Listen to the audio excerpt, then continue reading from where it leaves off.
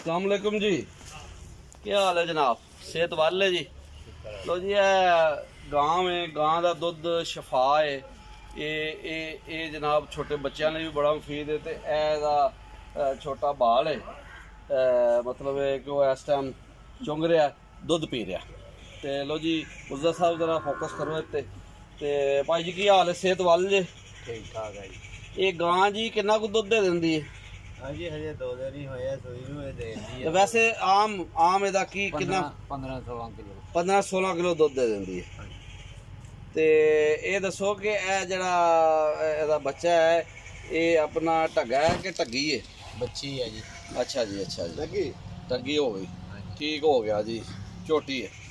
ते ये दसो कि तुसा कितनियां गावां रखियां न? 3 जी। 3 जी। ते इन्हां चों कितना इस टाइम कितनियां गाइयां दुध दे रही? आ इको ही दिंदी है वैसे। अच्छा, एक ही है जी। रात फोन सुई आ, एक तो बीमार हो गई सी। ठीक है। ਤਾਂ ਦੂਸਰੀ ਜਿਹੜੀ ਆ ਉਹਦੇ 2 ਮਹੀਨੇ ਸੋਣੇ ਚ ਰਹਿੰਦੇ ਆ। ਤੇ ਇਹ ਦੱਸੋ ਇਹ ਤਾਜੀ ਸੂਈ ਆ, ਹੁਣ 2 ਦਿਨ ਹੋ ਗਏ। ਇਹ ਦੱਸੋ ਕਿ ਆਪਣਾ ਤੁਹਾਡਾ ਕੀ ਨਾਮ ਸੀ ਜੀ? ਦੱਸਣਾ ਜ਼ਰਾ। ਰਿਆਸਤ ਅਲੀ ਜੀ। ਰਿਆਸਤ ਅਲੀ ਸਾਹਿਬ, ਇਹ ਦੱਸੋ ਕਿ ਇਹ ਜਿਹੜਾ ਤੁਸੀਂ ਕਿੰਨੇ ਅਰਸੇ ਤੋਂ ਤੁਸੀਂ ਕਦੀ ਇਹ ਢੱਗੇ ਨੂੰ ਜੋਇਆ ਵੀ ਇਹ ਪੈਲੀ 'ਚ? ਹਾਂਜੀ ਹਾਂਜੀ। ਅੱਛਾ, ਮੈਂ ਜੋਗ ਨਾਲ ਹਲ ਬਾਉਂਦਾ ਰਿਹਾ ਜਨਾਬ। ਅੱਛਾ, ਹਲਵਾਉਂਦੇ ਰਹੇ ਹੋ ਢੱਗੇ ਦੇ ਨਾਲ? ਹਾਂਜੀ, ਠੀਕ ਹੋ ਗਿਆ। ਹਾਲ 2 ਢੱਗਿਆਂ ਨਾਲ ਬਣਦਾ ਇੱਕ ਨਾਲ ਨਹੀਂ, 2 ਢੱਗਿਆਂ ਦੇ ਨਾਲ? ਹਾਂਜੀ, ਠੀਕ ਹੋ ਗਿਆ, ਬਹੁਤ ਵਧੀਆ ਜੀ, ਬਹੁਤ ਵਧੀਆ। ਹੁਣ ਤੇ ਚਲੋ ਟਰੈਕਟਰ ਆ ਗਿਆ ਰਹਿਣਾ ਜੀ। ਹਾਂਜੀ, ਮੈਂ 18 ਸਾਲ ਜੋਗ ਨਾਲ ਬਾਈ ਕੀਤੀ ਹੈ ਜੀ। ਸਹੀ ਹੈ, ਸਹੀ ਹੈ। ਚਲੋ ਜੀ, ਅੱਲਾਹ ਤਾਲਾ ਤੁਹਾਡੇ ਰਿਜ਼ਕ 'ਚ ਬਰਕਤ ਦੇਵੇ। ਤੇ ਇਹ ਮੁਰਜ਼ਾ ਸਾਹਿਬ ਹੈ, ਦੇਖੋ ਨਾ, ਨਾਲ ਮੱਝਾਂ ਵੀ ਬੰਨੀਆਂ ਨੇ। ਤੇ ਇਹ ਬੋੜ ਦਾ ਦਰਖਤ ਹੈ, ਇਹਦੇ ਥੱਲੇ ਇਹ ਡੇਰਾ ਹੈ ਸ਼ਾਦਬਾਦ। ਤੇ ਅੱਲਾਹ ਤਾਲਾ ਨੂੰ ਹੋਰ ਆਬਾਦ ਕਰੇ। ਤੇ ਇਹ ਕੋਲ ਛਤਰੇ ਵੀ ਜੇ, ਇੱਧਰ ਇੱਧਰ ਜ਼ਰਾ ਫੋਕਸ ਕਰਨਾ।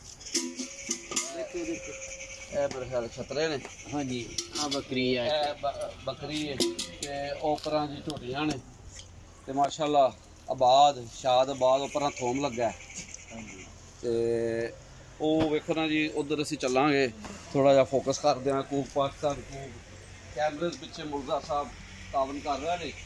ਇਹ 2 ਦੇਸੀ ਕੁੱਕੜ ਹੈ ਤੇ ਇਹ ਕੁਕੜੀ ਹੈ।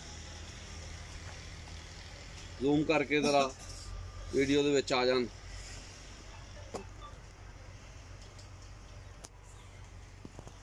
ਜੀ ਮੁਰਜ਼ਾ ਸਾਹਿਬ ਕੂਕ ਪਾਕਿਸਤਾਨ ਕੂਕ ਦੇ ਕੈਮਰਾ ਅਸਿਸਟੈਂਟ ਨੇ। ਇੱਧਰ ਬੱਕਰੀਆਂ ਦੇ ਬੱਚੇ ਨੇ, ਵੱਡੀ ਬੱਕਰੀਆਂ ਵੀ ਖਲੋਤੀਆਂ ਨੇ। ਲੋ ਜੀ, ਇਹਨਾਂ ਦੇ ਉੱਤੇ ਫੋਕਸ ਕਰੋ।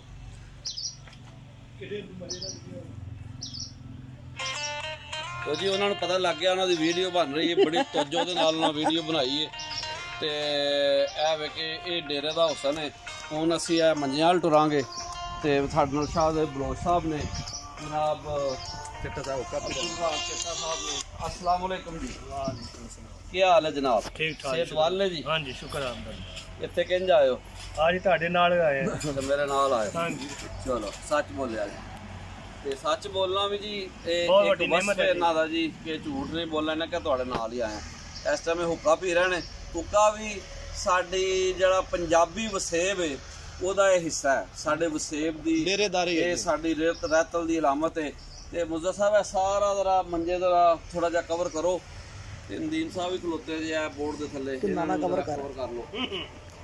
ते बोर्ड दियां जड़ियां जड़ां ने, जड़ां दी जरा बनाना जी वीडियो है। जड़ां जेह्ड़े नेड़े हो के ना जरा इन्हूं जरा फोकस कर लो। तुहानूं उत्ते जड़ियां जड़ां उत्ते थल्ले ने, उत्ते ने, होर नेड़े हो जाओ।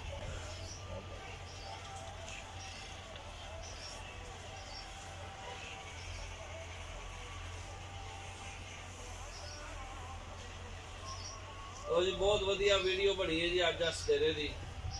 ते यादगार, माशाअल्लाह माशाअल्लाह, बहुत वधिया। तो जी मुर्जा साहब तुसीं भी तशरीफ ले आओ।